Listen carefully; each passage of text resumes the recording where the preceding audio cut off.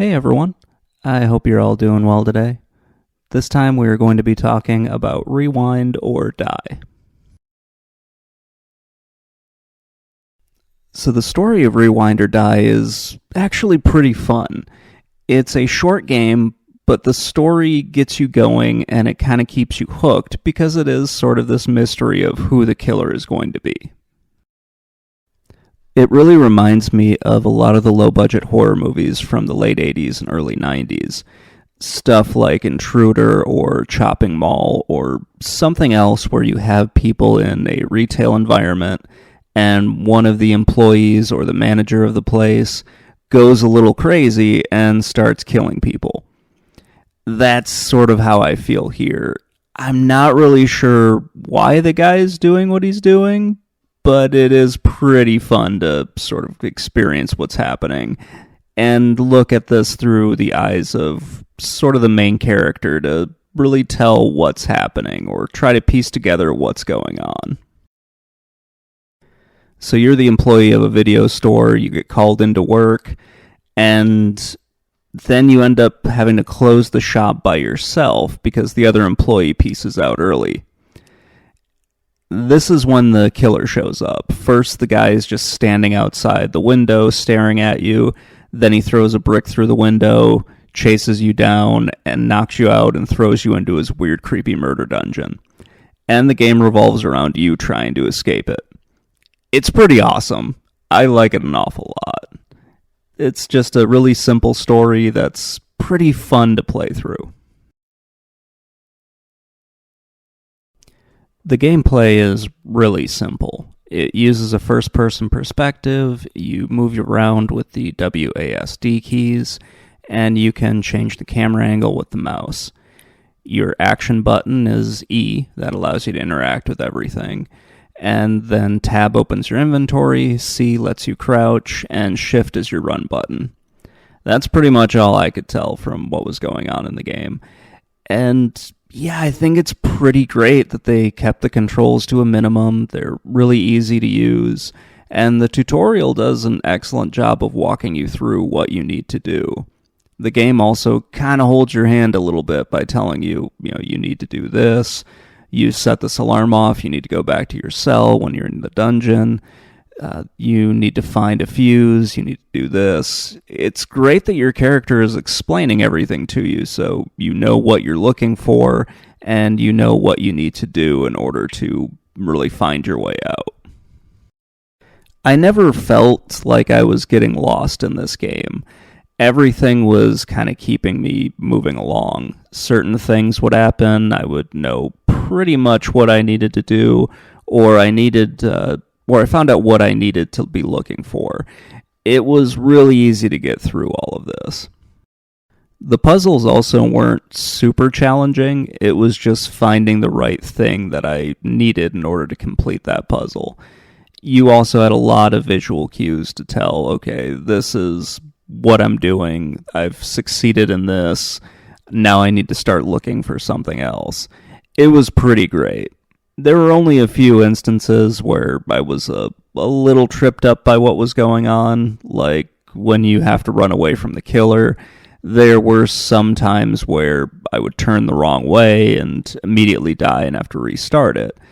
They aren't very long chase scenes, so I didn't have to go back too far, but it was just a little bit annoying that there wasn't too much of like a grace period or a really forgiveness period. You really only had like split seconds to figure out where you needed to go. If there's one thing that I could say about this is I wished there was more of it. I wish there was more going on in this game so I could have a better experience with it. I enjoyed it because the gameplay was so simple, but I wanted more of that gameplay. I really wanted this to probably be like 4 or 5 hours instead of just 1 to 2 hours. Okay, let's talk a little bit about the graphics here, because you've most likely noticed this looks an awful lot like a PS1 or a Sega Saturn game, or something from that era. It even might look like one of the better N64 games. I think this graphical style works really well for this, because it just goes along with the vibe that the developers were going with.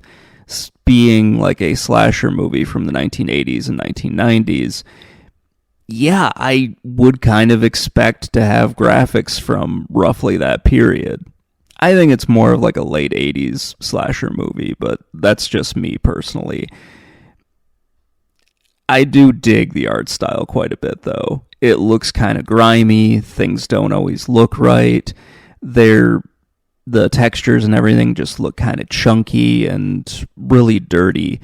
Even when you're in the video store, before you get to the creepy dungeon, stuff just kind of looks strange and different.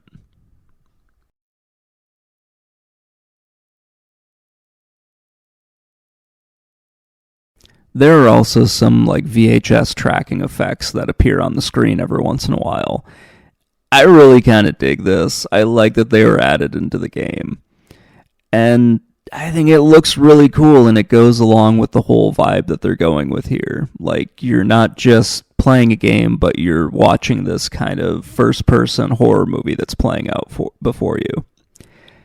It really feels like you're watching something from back in the late 90s, or some kind of a horror game that was lost or not really completed back then. And now it's been completed, and you can experience just how fun and weird it is.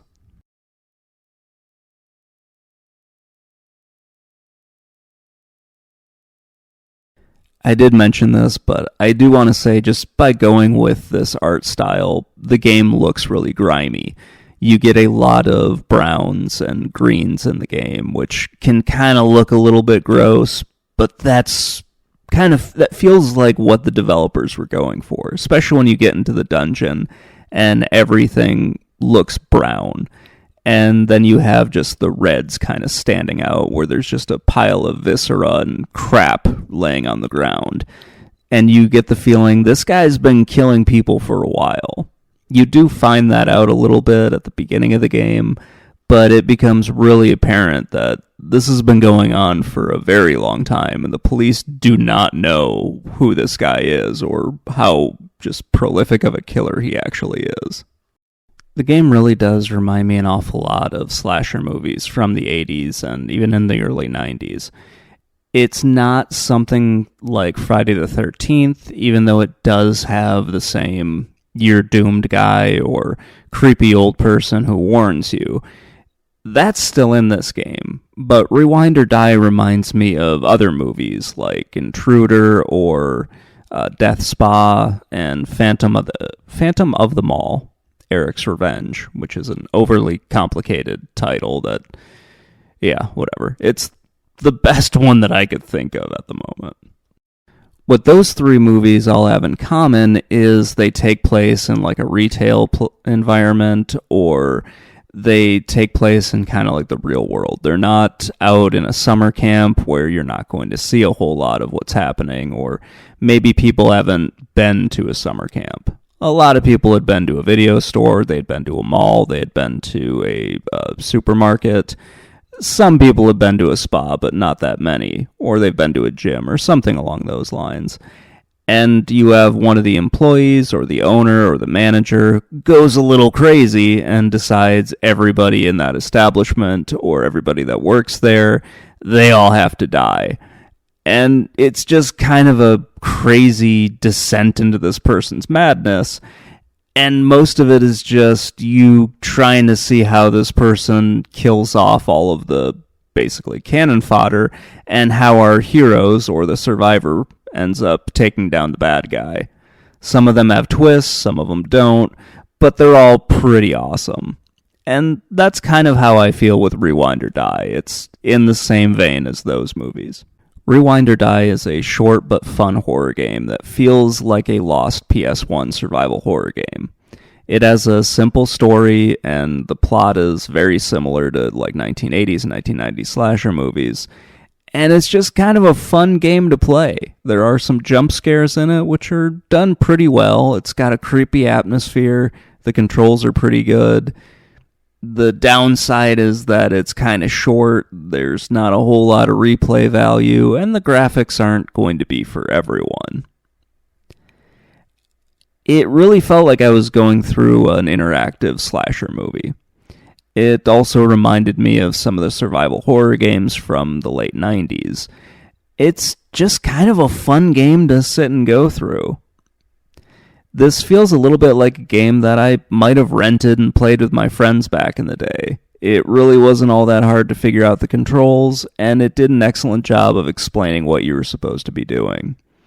It's just one of those games that's trying to freak you out, and it's pretty fun to play.